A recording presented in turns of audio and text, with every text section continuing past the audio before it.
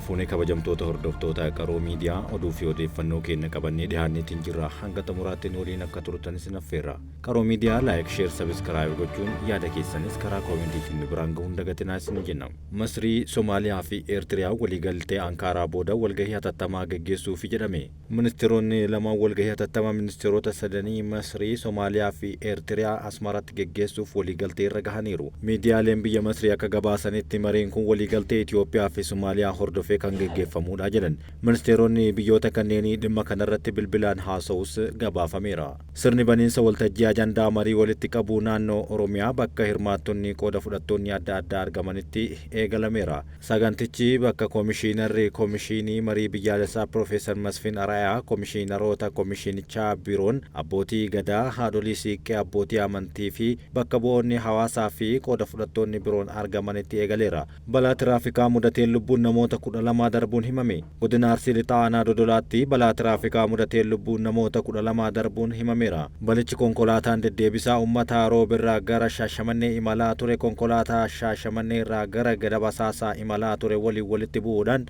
kan uumame yommuu ta'u itti gaafatamaan kutaa nageenya tiraafikaa godina Arsii Lixaa Koomaandar Kamaal himaniiru. Balichaan lubbuun namoota 12 kan darbe yommuu ta'u namoota 19 irratti ammoo miidhaa qaamaa salphaa fi cimaanis qaqqabuun himameera. Itoophiyaa caalatti giddugala turizimii taasisuuf lammiileen hunduu ambaasaaddara ta'uu qaba jedhame. Itoophiyaa caalatti giddugala konferensii turizimii taasisuuf lammiileen hunduu biyya isaaniitiif ambaasaaddara ta'uu akka qaban ministeerri deetaa ministeera dhimma alaa ambaasaaddar Burtukaan Ayyaanoo beeksisan. Qophii duraa yaa'ii hooggantoota Gamtaa Afrikaa 38ffaa fi yaa'ii idilee mana mareera hojii raawwachiiftuu 46ffaa fi pirootookoloota tola ooltotaa fi gareewwan hooggansaaf leenjii kennuu dabalatee hojiiwwan biroon eegalameera. Sirna baniinsaa leenjii kanarratti kan argaman ministeerri deetaa ministeera dhimma alaa ambaasaaddar Burtukaan Ayyaanoon Itoophiyaan yaa'ii hooggantoota Gamtaa Afrikaa 38ffaa karaa milkaa'inaan keessummeessuuf qophii adda addaa taasifamaa jira jedhan. Yaa'iin kun Itoophiyaa caalatti beeksisuu fi maqaa gaarii ishee ijaaruu bira darbee walitti dhufeenya gamlamee kan ittiin cimsattudha jedhan.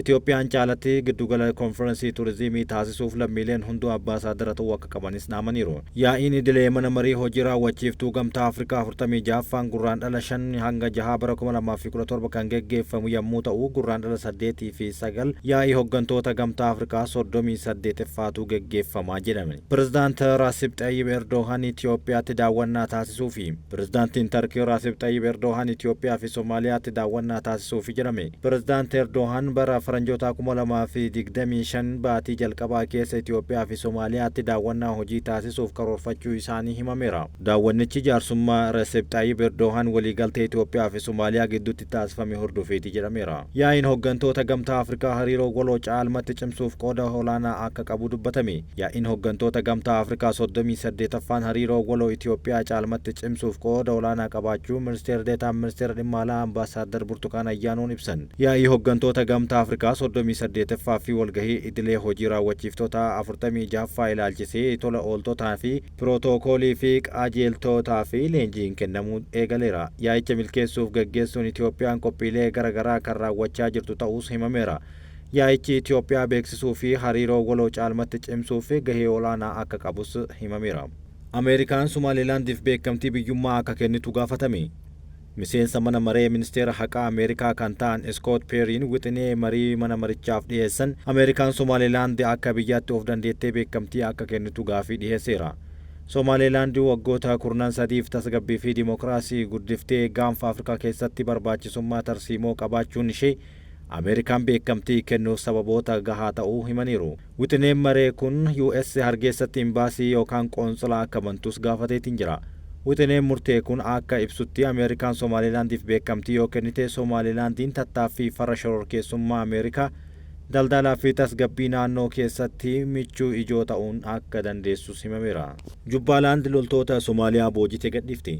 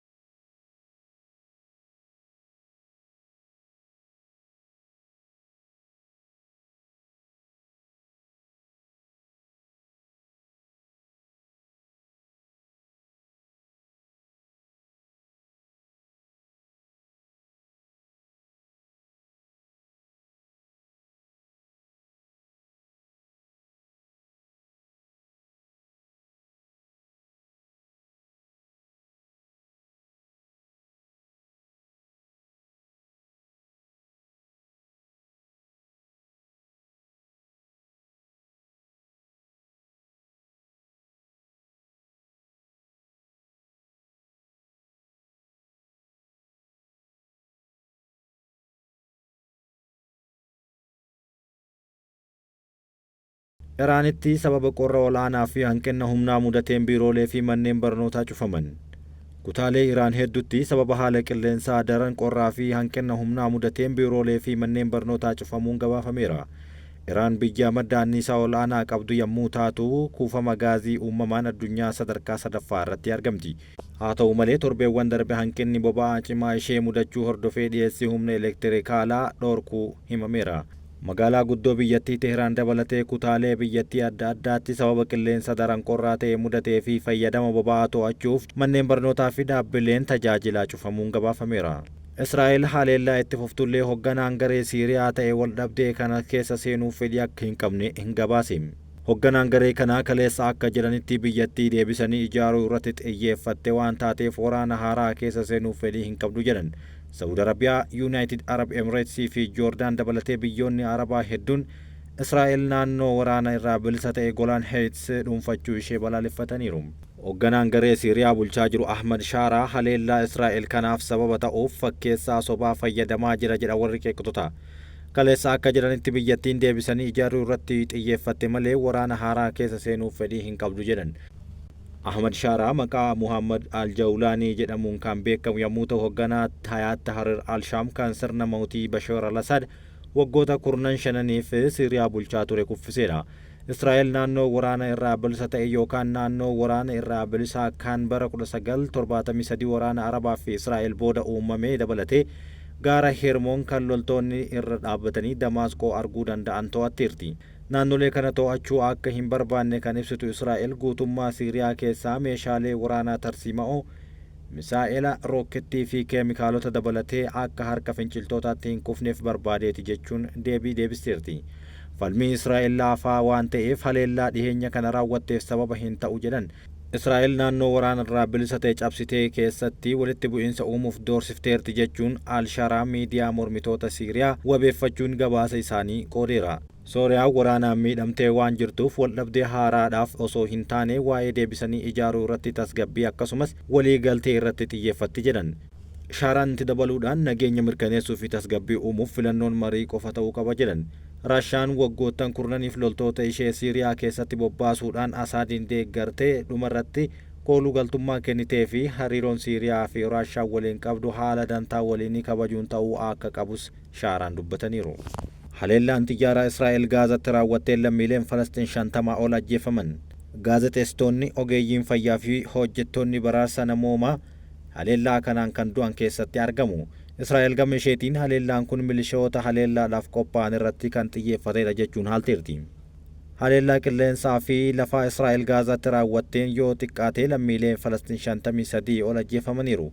Reuters akka gabaasetti namoonni haleellaa qilleensaa kanaan du'an gaazexeessitoota, ogeeyyii fayyaa fi hojjettoota baraarsaa akka ta'anis gabaaseera.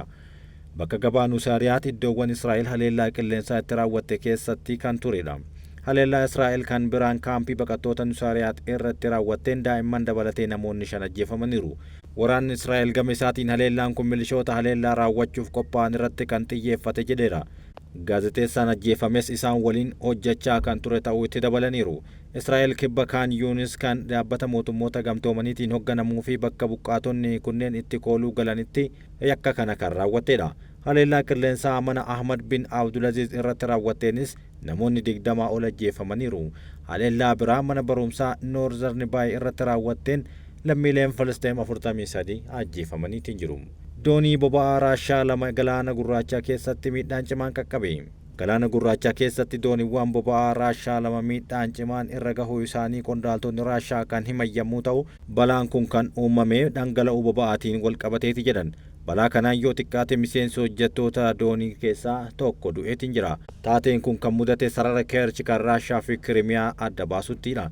Doonii heelikooptarootaa fi hojii baraarsa hojjettoota balaa tasaa 50 ol hirmaachise keessatti hojjettoonni doonii 13 doonii tokko keessaa bakka baraaraman garuu haala qilleensaatiin wal qabatee hojii baraartonni hojii isaanii addaan kutaniiru jedhan. Hojjettoonni doonii 14 doonii lammaffaa irratti hojjetan deeggarsa jireenyaaf waan barbaachisu hunda akka qaban himamus garuu haalli qilleensaa hanga fooyya'utti akka turus himameera. Pirezidaantiin Raashaa Vilaadimiir Putiin gareen hojii balaa kana to'atu kan itti aanaa muummicha ministeeraa Vitaalii Seeveeliin durfamu ta'uu kan ijaaramanii lubbuu namootaa akka baraaranis gaafataniiru. Gatiin biitkoyinii tokko doolaara 1,106 gaheera. Gatiin biitkoyinii erga Doonaald Tiraamp filatamee booda dhibbantaa 50 dabaluun himama. Gatiin biitkoyinii bara 2025tti gara doolaara 1,150 akka ol guddatus tilmaamamaa jira. Waggaa tokko dura gatiin biitkoyinii tokko doolaara 44,000 yommuu ta'u, yeroo ammaa kana gara doolaara 1,106tti ol guddateera. Doonaald Tiraamp pirezidaantii Ameerikaa ta'uun erga filatamanii booda gatiin maallaqaa virchuwaalii yookaan gatiin maallaqa kiriptoo dabalaatiin jira. Doonaald Tiraamp deeggaraa biitkoyinii ta'uu isaanii ifatti erga beeksisanii booda gatiin biitkoyinii samii ga'eera. Ji'a tokko dura jala bultii filannoo Ameerikaa irratti biitkoyiniin duraan doolaara 68,000 gurguramaa ture, yeroo ammaa biitkoyiniin doolaara 1,106 dachaadhaan dabaluun gurguramaatiin jira. Doonaald Tiraamp erga filatamanii booda gatiin biitkoyinii dhibbantaa 50 dabaleera. Tiraamp yeroo aangoo isaaniitti akkuma biyyi isaanii kuufama boba'aa qabdu kuufama biitkoyinis akka qabdu himaniiru. Akka ogeeyyiin maallaqaa kiriptoo jedhanitti dhuma bara 2024 dura gatiin biitkoyinii doolaara 1,120 ni ga'a jedhaniiru.